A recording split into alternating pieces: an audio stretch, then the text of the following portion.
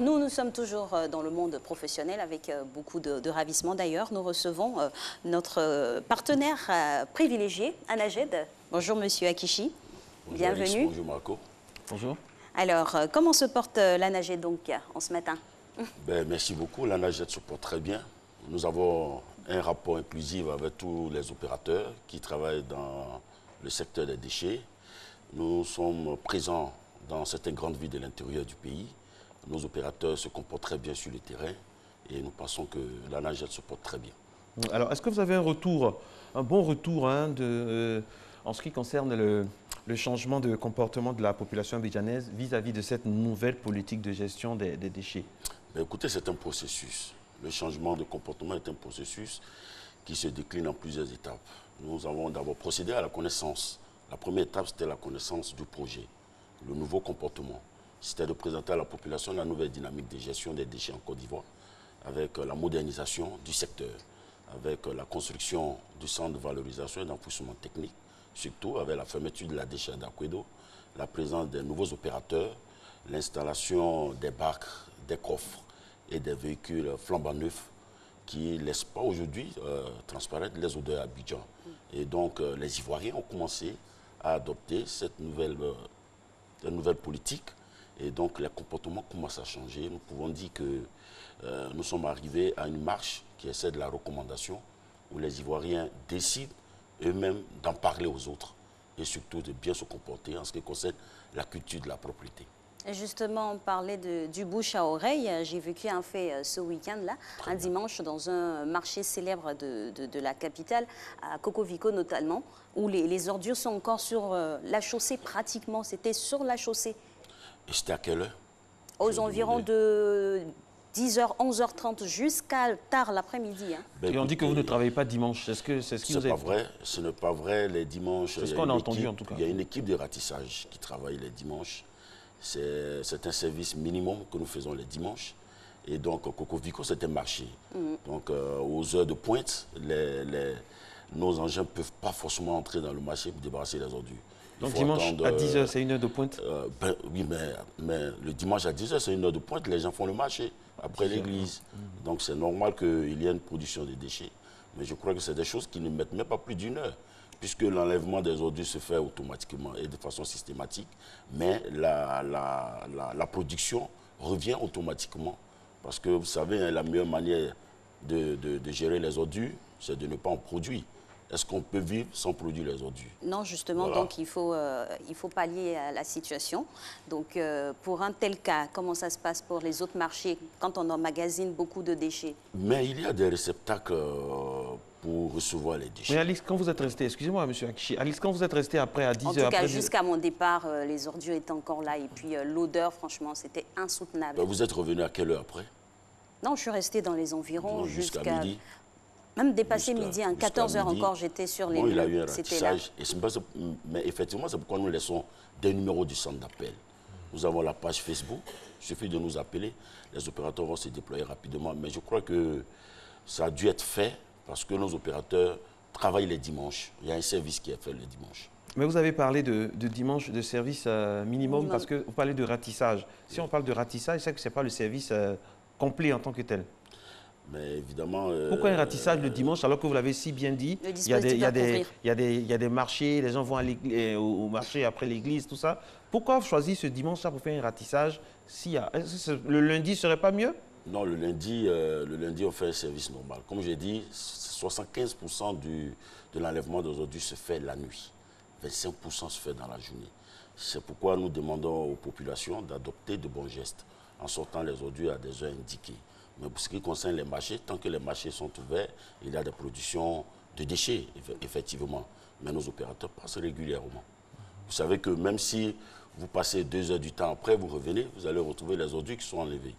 Et donc, tant que le marché fonctionne, il y aura forcément des ordures. À la Riviera 2, depuis 5 jours, les ordures ne sont pas enlevées. Ça c'est dû à quoi? À la Riviera 2, quel côté de la Riviera 2? À la Riviera 2. Le rond-point? Vers la pharmacie.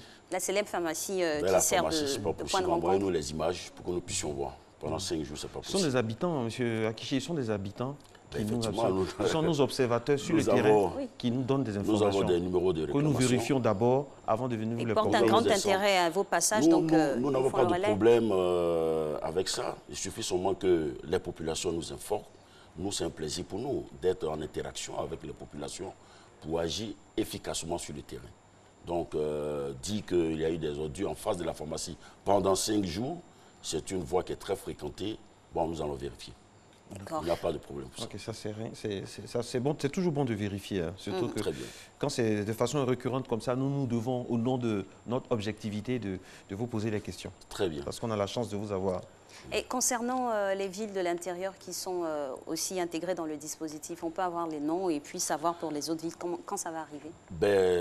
C'est un déploiement qui est progressif.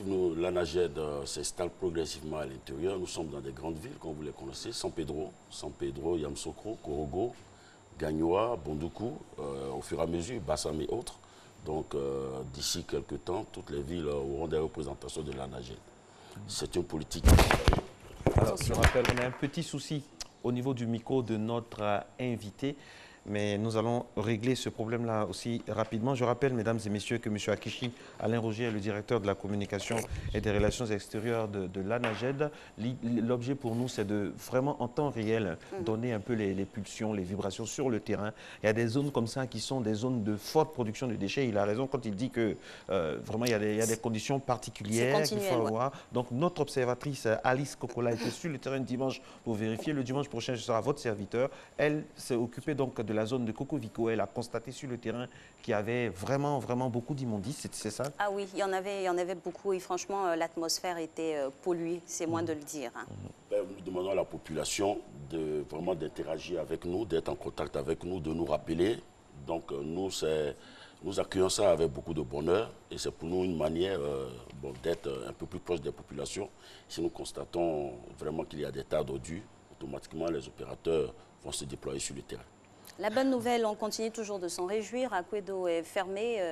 Le nouveau dispositif, comment il se comporte? Puisque tout se vérifie actuellement, vous savez que dans notre secteur d'activité, on ne peut pas dire des comptes vérités.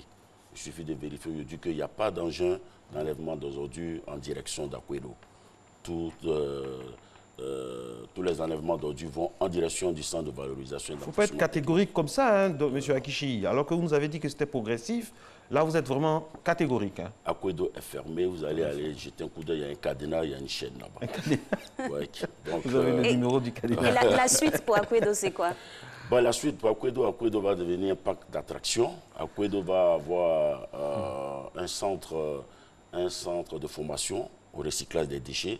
Akwedo va devenir un parc où les gens pourront aller se promener. Donc, il y a une cérémonie solennelle qui aura lieu pour cette fermeture et qui va annoncer le début des travaux, des réhabilitations de la décharge d'Akwedo. Des pollutions au préalable et tout ce qui s'ensuit. Bien sûr, tout est Alors, moi, j'ai une pensée ce matin, vraiment de façon très, très sincère et du fond du cœur. Il y a une dame, à l'époque, on était à RTI 2 en stage, j'ai eu à faire un reportage à Akwedo, elle s'appelle Fatoumata Sarame. Je n'ai jamais oublié ce nom parce que c'est le nom de mon premier reportage.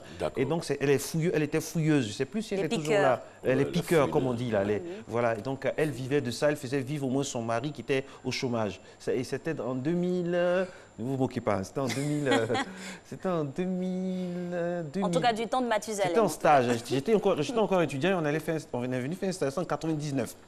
Pour être plus précis, donc Fatoumata Sarame, je ne sais pas si elle est là, vraiment, je ne sais pas, j'ai eu une pensée comme ça pour elle. Et tous ces piqueurs-là, voilà. Est-ce qu'il n'y a pas quelque chose qui est prévu pour les, je ne sais pas. L'alternative avec le parc d'attraction, par exemple, pour le parc d'attraction, est-ce qu'on ne peut pas privilégier ces gens-là, ces personnes qui ont vécu des... Enfin, on le répète, hein, le secteur, c'est un secteur qui est pourvoyeur d'emploi, le secteur des déchets, donc... personne n'est laissé pour compte. Mais aujourd'hui, il n'y a plus de fouineurs, comme je suis en train de le dire. Il y a des gens qui ont pris des maladies en restant dans cet endroit. Il y en a qui sont morts même. Aujourd'hui, nous sommes sur la route de l'émergence. On ne va pas laisser encore nos populations aller fouiner dans les autres. C'est vrai. Donc, il n'y a plus de fouineurs. Aujourd'hui, vous ne pouvez pas avoir accès au centre de valorisation et d'enfouissement technique si vous n'avez pas un badge. Si au préalable, il n'est pas prévu que vous arrivez là-bas. Donc, fini les fouineurs. Akwedo est fermé. Il y a plusieurs secteurs dans le domaine des déchets. Il y a le recyclage, il y a le tri des déchets. Et donc, je pense que personne n'a laissé pour compte, même il n'y a plus de fouineurs. Oui, ça c'est une bonne nouvelle. Donc ces personnes-là pourraient être recasées dans d'autres corps de métier un peu plus organisés au sein de... Bon, nous avons un rapport inclusif avec tous ceux qui sont dans le secteur. D'accord. Voilà. Et on espère que vraiment votre passion va se traduire sur le terrain, parce qu'il faut qu'il y ait une adéquation. Ce que vous nous dites sur le plateau, nous croyons, et puis ce qu'on voit aussi parfois sur le terrain, parfois il faut autant, franchement, les routes sont dégagées généralement, mais il y a de petites poches comme ça où quand c'est difficile, il faut s'adapter à la difficulté, parce que gérer ça, c'est prévoir également pour que les dimanches comme ça, à la sortie de l'église, on n'aime pas des odeurs pestilentielles hein, qui viennent du marché de Coco Vico. C'est le jour où les femmes vont faire les ongles, les petites, prendre soin d'elles. Donc il faut que ça se fasse dans un cadre sain, parce que parmi ces femmes-là, la majorité sont nos téléspectatrices aussi. Elles nous tiennent à cœur. On dit ça pour plaisanter, mais c'est la réalité. C'est un plaisir pour nous sur le terrain, il faut que ce soit... Nous prenons ça en bien. Riviera 2, il y a un cas concret, et puis Coco Vico, essayez de voir, et puis tous les autres endroits aussi névralgiques. Très bien. Merci à vous, monsieur Aki.